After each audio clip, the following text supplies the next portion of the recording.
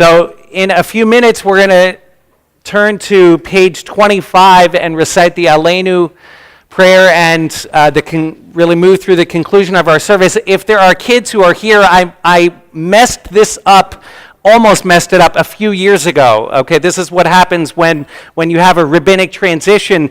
There is a very important tradition here at Bethel, which is that on the night and on Erev Rosh HaShanah, the kids come forward and are going to open the gates as we say Aleinu. And this, I think, is a task that we leave only for the kids in our community. So if you are under the age of, 25, no. If you're under the age of bar bat mitzvah, definitely this is a very, very important task because there's something very special for all of the adults when you open the gates for us. And the gates actually, normally on Shabbat, we will close the gates and then open them back. We keep them open for all 10 days between now and the end of Yom Kippur. So don't let me forget about that. Don't let me forget about that. So I want to start with just a story that I heard about how much we care about our animals. There was a woman who she had a duck. People have all sorts of things as pets nowadays, and she brought the duck into the vet and laid her pet on the table, and the vet took out the stethoscope and listened and turned to her and said to her, "I'm really sorry, but your duck is dead." And she was very upset and wailed, "No, please, are you sure?" And she protested, "How can you be so..." Libby, I see you very worried about this. Libby has chickens. She's going, "Oh no." She protested and said, "Please, will you do some sort of check? Make sure that I don't believe this." So there was a Labrador retriever that came in. He called and sniffed, sort of up and down, sniffed the duck, and then sort of shook his head and looked at the vet, like this is not good. And then there was a cat who came in and sniffed all over the duck to make sure, and the cat also said that this was no good. And he turned to the woman and he said, "I'm really sorry that your duck has passed away," and came back and handed her the bill. And it was $150. And she said, "How can you charge me $150 to tell me that my duck is dead?" And he said, "Look, if you had just taken my word for it, it would have been $20, but with the lab report and the CAT scan, it was $150.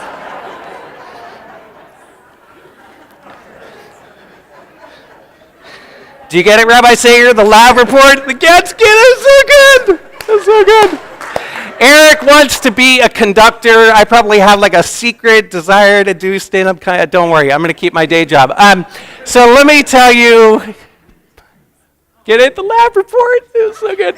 Okay, I'll let it go. I'm going to let it go. So I want to tell you one moment from a trip that Jennifer and I took to celebrate our 20th anniversary. We spent some time in Seattle with my brother and went to visit Olympic National Park. I don't know if any of you have ever had the opportunity to go. It's a very interesting, it's sort of off the coast it's on this peninsula off the west of Seattle.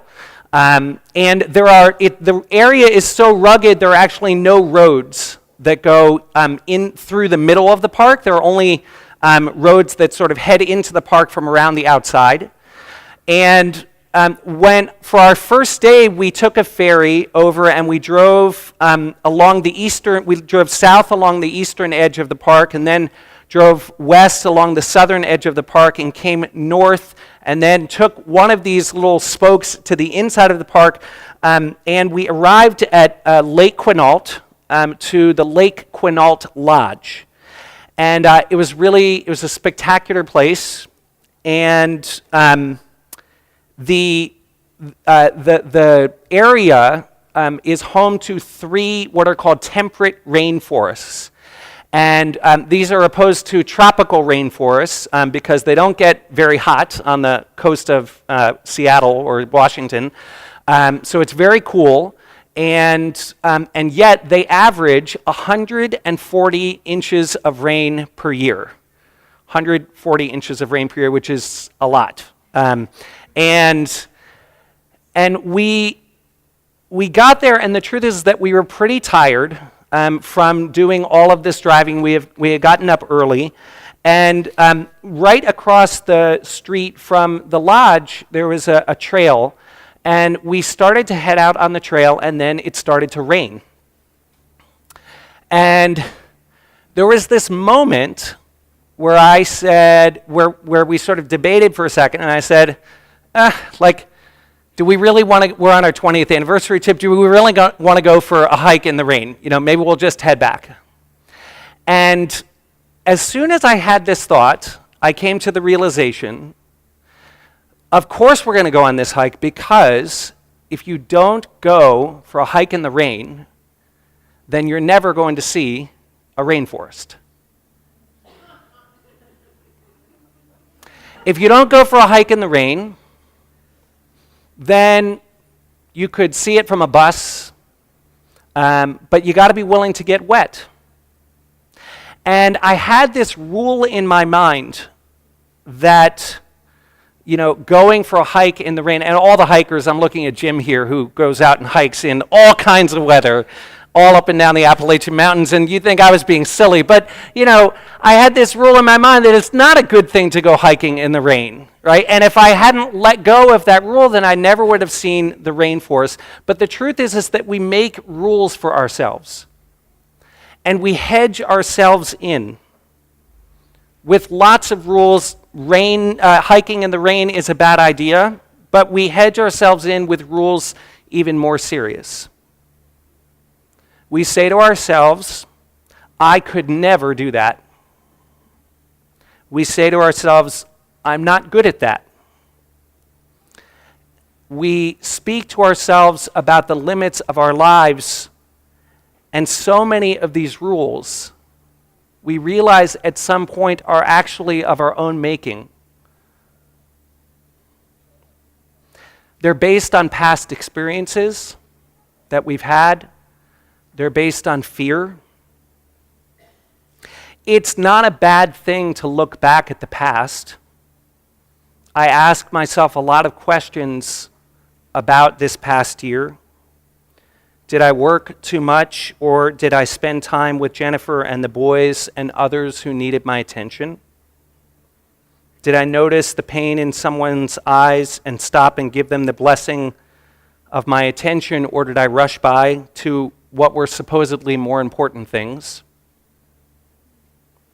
Did I savor the flavors of freshly cooked meals and give thanks that I am amongst the few people in the world who have enough to eat? Or did I just fuel up and miss meals even as I ate them? Did I continue to discover my own voice, or did I bounce from person to person seeking their advice, reading lots of books and articles because I was afraid my own ideas weren't good enough? Did I lose myself? Did I despair? It's good to look back at the year, to think about the past, but not if those answers lead us to form rules about who we are and who we can't be. Every investment comes with the following disclaimer: past performance is not necessarily indicative of future earnings. Put in the spirit of Rosh HaShanah, you do not need to be tomorrow the person who you are today. When God is going to destroy Sodom and Gomorrah, God sends angels to save Lot and his family, but there is one rule that God gives to all of the people who are going to get out. You remember what the rule is? Don't look back. The author Daniel Mendelsohn, in his book, The Lost, writes as follows. He says, Lot and his family are commanded not to look back, not as a punishment, but for a practical reason, because regret for what we have lost, for the pasts we have to abandon, often poisons any attempts to make a new life. which is what Lot and his family must do now. Lot's wife turns into a pillar of salt. Why salt? Rashi says that it was midah keneged midah, that she didn't give salt to people who came to her door, the mitzvah of hospitality, and therefore she was punished with salt. But Mendelssohn and others have suggested what I think is a much simpler and better explanation, which is that in the ancient Near East, salt wasn't used for spicing food, it was used for preservatives. Lot's wife looked back. She didn't want things to change. She wanted them to stay exactly the same. Rosh HaShanah is not the end of the year which has passed. We celebrate Rosh HaShanah, the beginning of the year which lays before us. It's a time to look forward. We've got 10 days. I like to think of these 10 days as perhaps a walk in the rain, a time not to struggle against the rain or the cold, but to explore what beauty it might hold. To hike in the rain, and by doing so, to see the forest and breathe the air and smell the moss and craft a journey of our lives that we yearn for and a life that we deserve. Shana Tova.